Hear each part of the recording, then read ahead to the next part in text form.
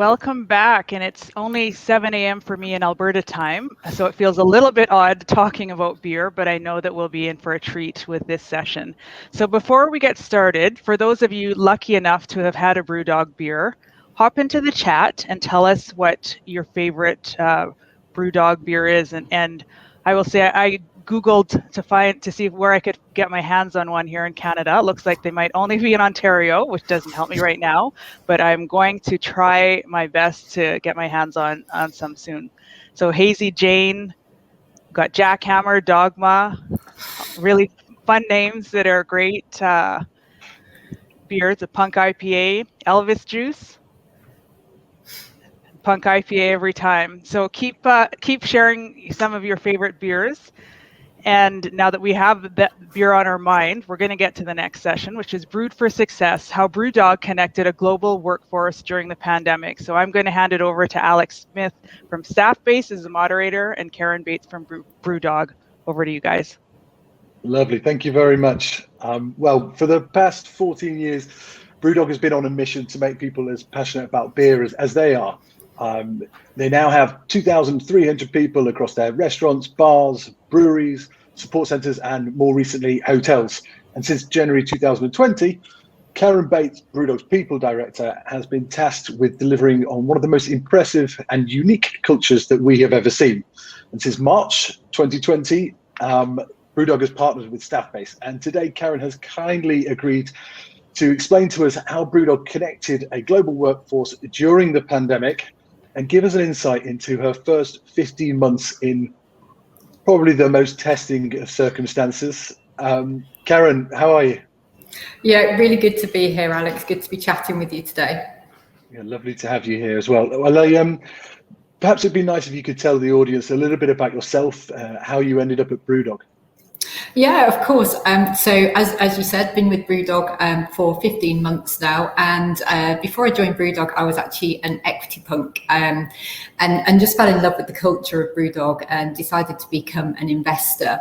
And not long after I'd done that, I was approached about the role at BrewDog. And it was one of those moments where it was like my ideal job has just come in front of me, and I did everything I could to make sure I got that job. And it's, I've got the BrewDog t-shirt. I'm not going to let it go very easily. Well, yeah, no, it's you've been really great once you've been there, but also what a great company. Really happy to be partnering with you. Right, so we do have some questions prepared today. So without further ado, I shall get into them. BrewDog was born from passion. I think a lot of people know that. And from day one has been built around this really strong culture that we see all across the press and on social media. But can you give us more of an insight into what makes the culture so unique? And also, why did you need an employee app? Yeah, so I mean, yeah, you're right. BrewDog, we're quite a unique culture, and I suppose we have an approach that we just don't want to do things in the corporate, tried and tested way, and whether that's from the way we are with our crew or even with our marketing as well, that approach that we take, and we almost have this. This punk attitude is how it started out, which is where our first beer, the Punk IPA, and we've carried that through. How we're set up as a business, we work on, instead of values, we work on dogmas, and we have 5 dogmas. And if I explain these dogmas to you, you'll understand why it creates this really unique culture. So we're a meritocracy, which means everybody has to earn their place on the team. Nobody has a right, just a given right to be here. And it's that constant, you earn your place, which means we're always asking everybody to strive to be the very best they can be. We talk about knowing your numbers. So we have an expectation that everybody understands how the business is performing. And by understanding how the business is performing, you can really then contribute to it in the right ways. My favorite is that we work in dog years, which means what most companies would achieve in 7 months, we'll achieve in 1 month. And you probably witnessed a lot of that through our approach with you guys, Alex, when we first met, right through to implementation.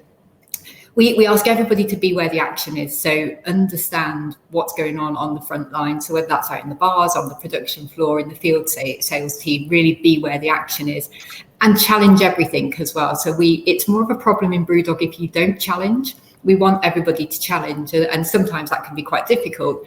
But that's what creates our unique approach and our unique culture within BrewDog. And I suppose why did we need the app? I mean, I started talking to you, Alex, before I'd even joined BrewDog once I'd signed up for the gig. And we met before I'd started. So we were already having the conversations around the internal comms structure. And what was apparent is there was no comms platform. So we found it really difficult to reach a global workforce in a consistent way. Not everybody had emails, so a lot of it was left to word of mouth, which meant that we just couldn't reach everybody with all of our messaging, or messages were given secondhand. And we really need to have that consistent app, which meant we could talk to everybody, whether it was out in the retail, in our bars, out in the hotel in America, on the production line, out in the field sales team. We needed some methodology that we could reach everybody at the same time.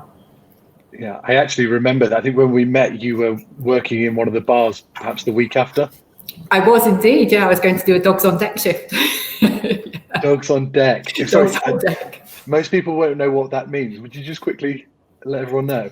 Yeah, that's what we call our where we ask you to go and do a shift, and it's not just going to a bar to visit and say hello; it's to work a physical shift. And I've done them since I've joined. I've mostly before the pandemic, but I've done a couple of shifts. I've done a Friday night in a bar. I've done a busy lunchtime in Tower Hill. I've been on the packing line. I've been stomping the streets with the field sales team. So it's how you get close to the action, so you can understand the decisions that you're making because you've been there and done it yourself. Couldn't agree more. I've actually done the same. I've spent a lot of time in BrewDog bars to really understand the culture. Well, for those of you who haven't, we'll quickly show you a video, give you an idea of what it's like to work at BrewDog and what it's like to be part of the mission there. These are the things that we believe in, the things that we work for, that we strive for, that we fight for. These are the things that underpin everything we do. We believe in world-class craft beer, and we're on a mission to put the taste, the passion, and the craftsmanship back into people's beer glasses. We believe in community ownership. Our business is part owned by a community of over 70,000 beer lovers from all over the planet. We believe in independence. In an industry dominated by faceless corporations, we are making a stand for independence, a stand for authenticity, and a stand for craft. We believe in giving back. The business can be a force for good. Via our groundbreaking unicorn fund, we give away 20% of our annual profits. We believe in radical transparency. From our beer recipes to our financials, and from our profits to our future plans. We share everything. We believe in being a great employer. We believe that our long-term destiny will be completely dependent on how well we look after our amazing people. We believe in taking a stand. Most companies are scared to take a stand for the things they believe in. We are not scared. And finally, we believe that good people drink good beer. People like me. And me. And me. And me. And me. And me. And me. And me. Cheers. We also believe in ghosts, but there wasn't enough space on the list and it wasn't really relevant here, but go ghosts. Go ghosts. Brilliant. These are the things.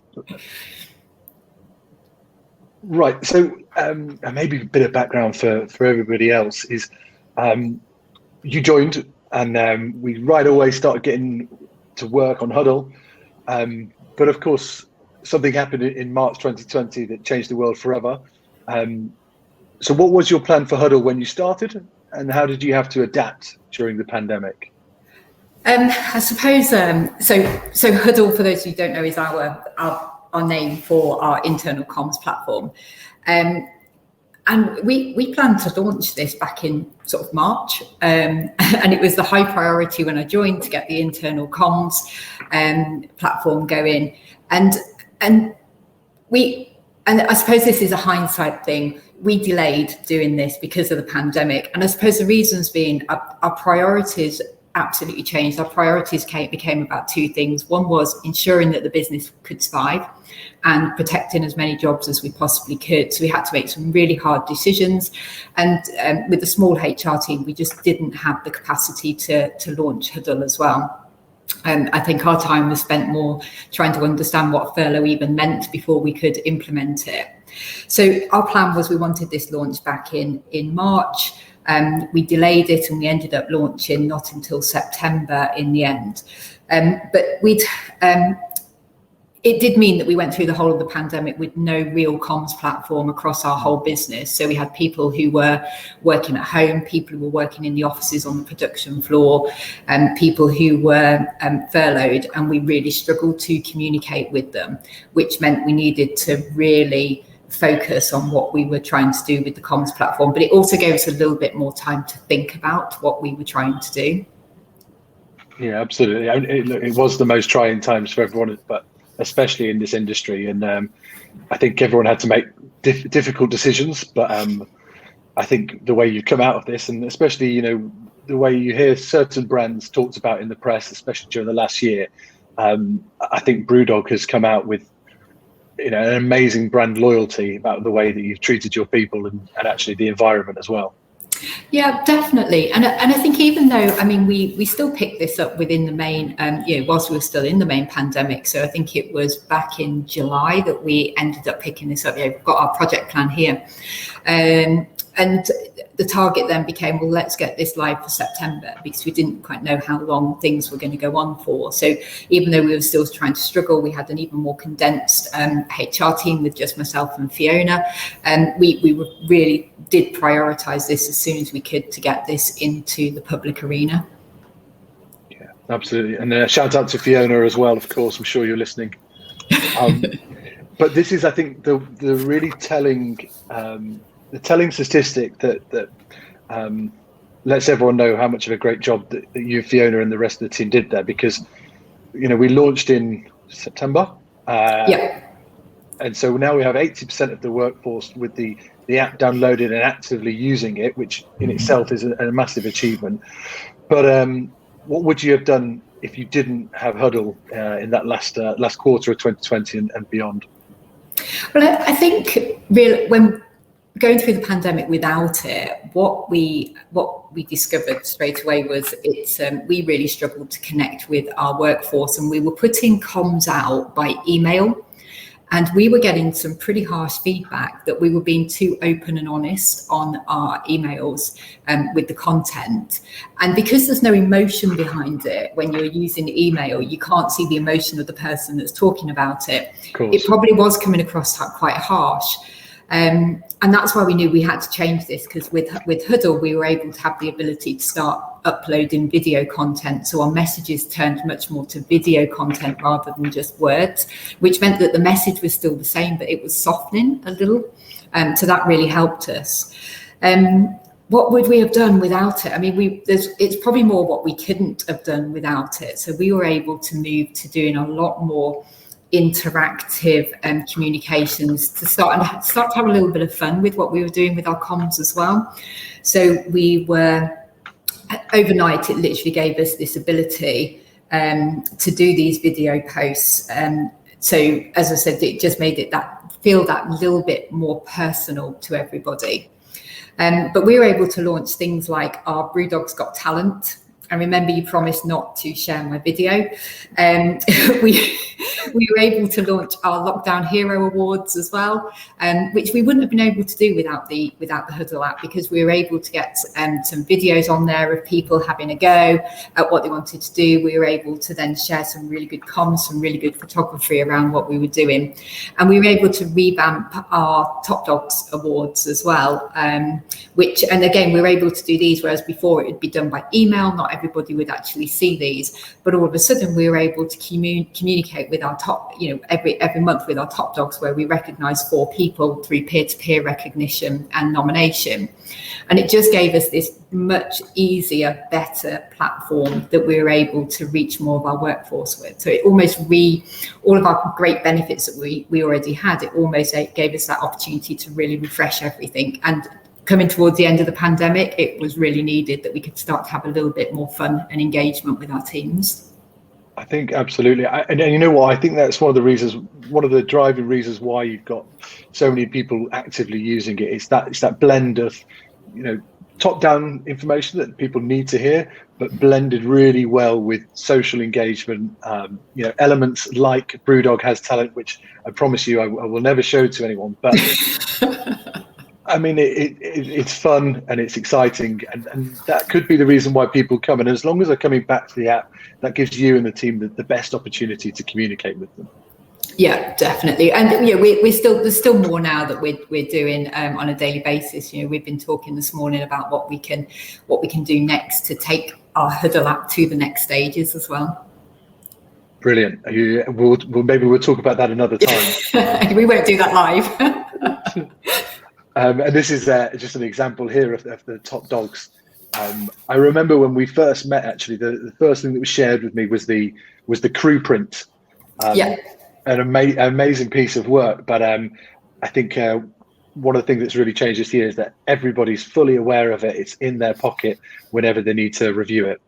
Yeah, everything was done manually before it was paper-based. Now every single part of our benefits package sits within our Huddle app, which is easy for everybody to access. It's always live information. If anything updates, we can update it instantly, and it's that instant, making sure that everything is just fully up to date. On as soon as we change it, it's there live for everybody. So there's never any old versions of stuff anymore. Brilliant. Okay.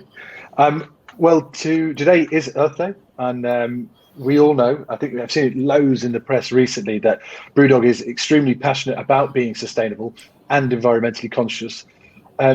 Please tell us a little bit more about that. I'd also, love to know how you've used the Huddle app to communicate these values to your employees. Absolutely. So BrewDog is carbon negative. We launched, announced towards the beginning of this year that we were carbon negative, and that we are now also a B Corp organisation as well. So we're fully certified B Corp. So I suppose how have we used our app? Well, we've been able to announce things again instantly once we've got the accreditation, so everybody sees it at the same time and sees it before they read it in the press, which has been great and has always been a previous frustration. But because we've got the app, we were able to launch some really quirky benefits. So we launched a new benefit called the Carbon Negative Crew. And the Carbon Negative Crew is where everybody goes onto an app which is embedded into Huddle, and you actually calculate your own carbon footprint, or paw print, as we call it, as you wouldn't expect us to call it the normal name. So you calculate your paw print, and then as part of our carbon negative, once you've calculated your own paw print, we will also double offset your own personal carbon. So when you work for BrewDog, you are also a carbon negative individual, because we will double offset your own carbon.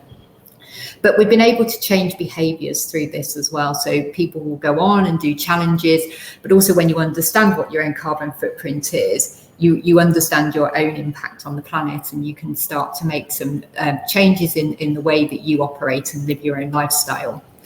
On top of that, we calculate the carbon of your dog if you have a dog. So we haven't made this up, there is a calculation that's used, and we calculate the carbon of your dog, and we also double offset that. Then to take it to the next level, we launched a round the world challenge where, with people reducing their own carbon, we've transferred that into miles. So we've calculated it into miles, and we're actually doing around the world in 80 BrewDog bars, where we're actually visiting 80 of our bars around the globe by this conversion of people reducing their carbon paw print, turning it into mileage, and then seeing how far we can get and how long it takes us.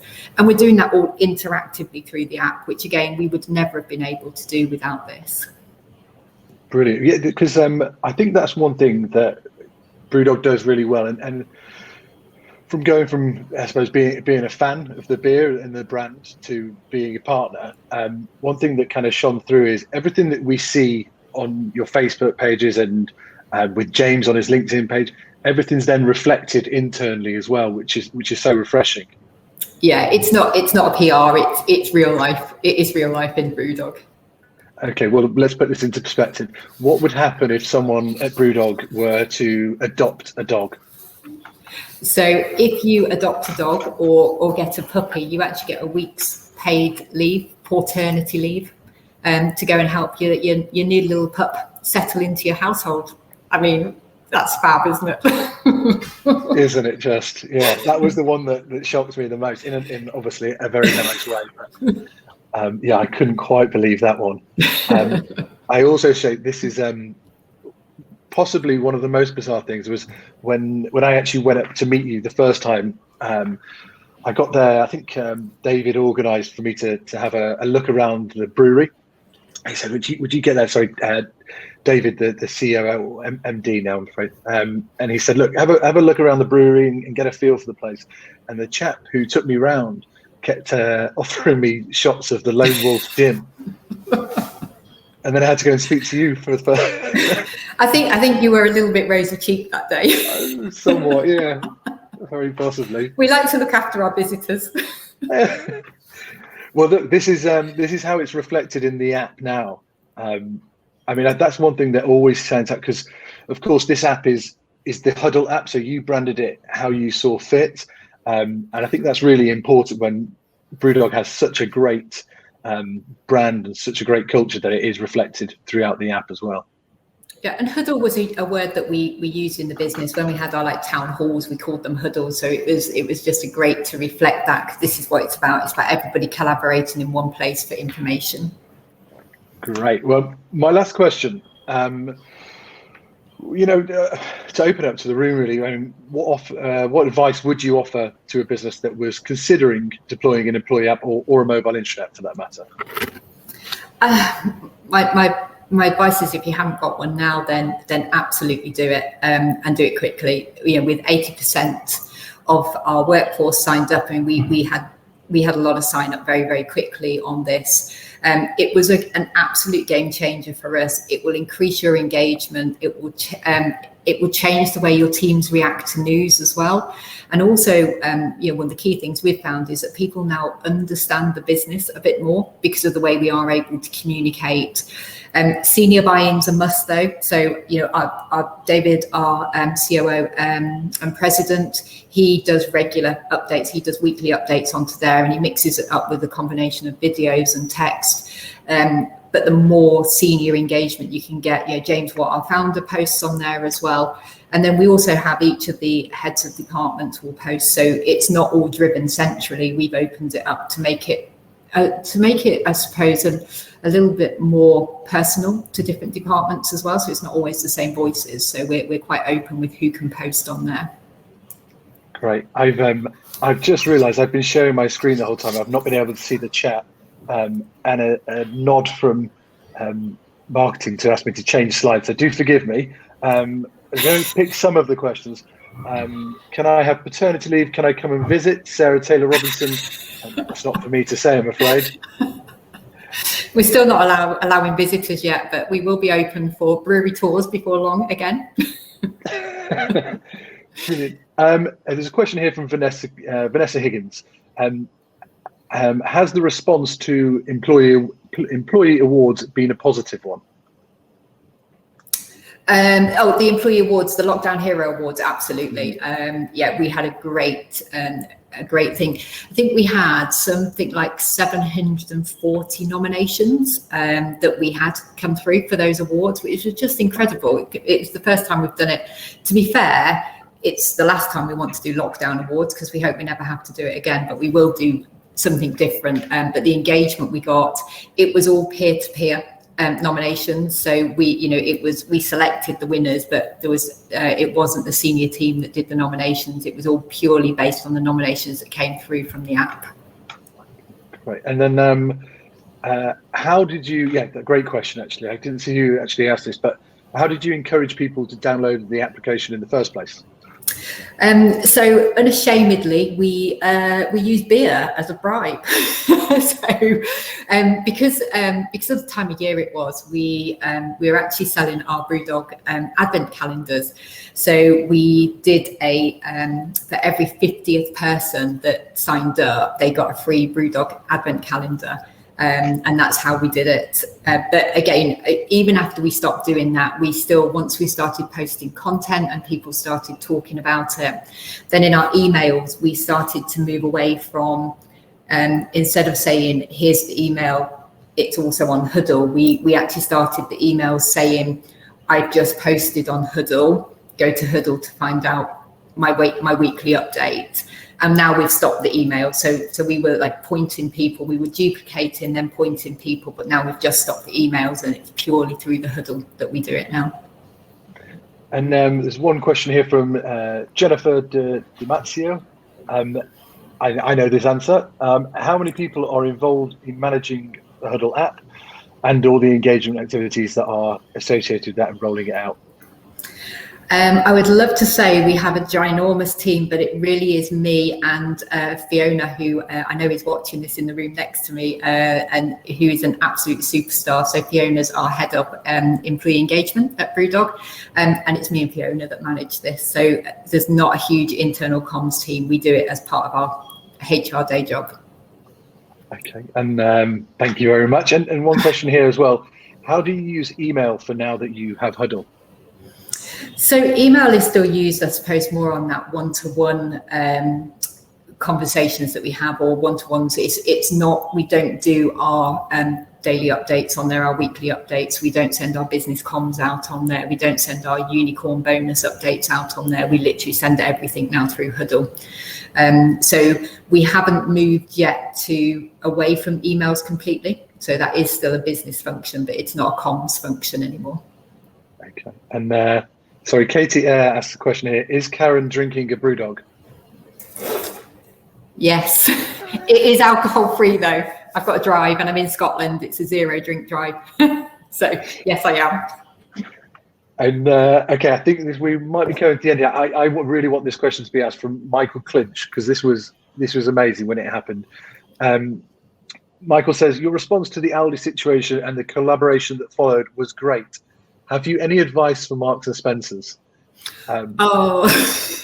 We are following this in the office and having a little bit of fun with it ourselves. So, and I did notice one of the posts straight away was BrewDog reach out. You know, BrewDog should reach out and give Marks and Spencer's some advice here, because we took the approach when Aldi started Karen, would you quickly we've got a lot of people from the States here, maybe just give a quick background on this story. Oh, okay. So Aldi, the supermarket chain, they recreated our punk IPA and called it anti-establishment IPA. I did a taste test. It didn't taste very nice, to be honest. But instead of us saying to them, you know, look, that's our drink, you've kind of ripped off our drink, we said to them, we wouldn't have called it that. We wouldn't have called it anti-establishment IPA. We'd have called it, and we called it like Aldi PA is what we called it. And this all happened over LinkedIn. They came back and said, we wouldn't have called it that. We'd call it Aldi IPA. Send us a case and we'll talk. So we did. We sent them a case of beer. We created the cans. We sent it to them, and it ended up being stocked in all of their UK stores. And we're now actually stocking it in Germany as well. And it was absolutely great. And that's very different. You know, they've now done it against our Elvis juice, but we haven't reacted to that one. We've let that go. But it's very much how we're just watching the story play out now with Marks and Spencer's. Fantastic. I love it. Well, look, if we look into the years to come, I think, as I said right at the beginning, the one thing that I've really noticed, BrewDog, is that you've launched hotels, and I've seen one just been launched in Manchester. Yeah. Is that something that's going to continue? I know we've got the one in Ohio as well. Will we see more hotels? And have you been to one? So I've not been to Ohio because I joined BrewDog, and I've not been able to travel since I joined. But it's as soon as I can travel, I'll be going. We have rooms, what we call kennels, above our bar in Castlegate in Aberdeen, and we call them the BrewDog kennels. Our hotel in Manchester will be open in August. Our hotel in Edinburgh, which is the next one, will be shortly after that as well. And we also have another pipeline of other hotels as well. So we're looking at trying to build one next next to our brewery out in Brisbane as well. So yeah, it's definitely something that our customers love it. When you can have that true BrewDog experience in a hotel where you've got shower beer and draft punk on tap in your hotel room, why wouldn't you? Okay, so I'll shower in beer and that's all fine. Well, Karen, look, thanks so much for being so generous today. The feedback I can see in the chat is that a lot of people have been inspired by some of the ideas that you've got at BrewDog. So thanks a lot for your time. It's my pleasure. Thanks, Alex.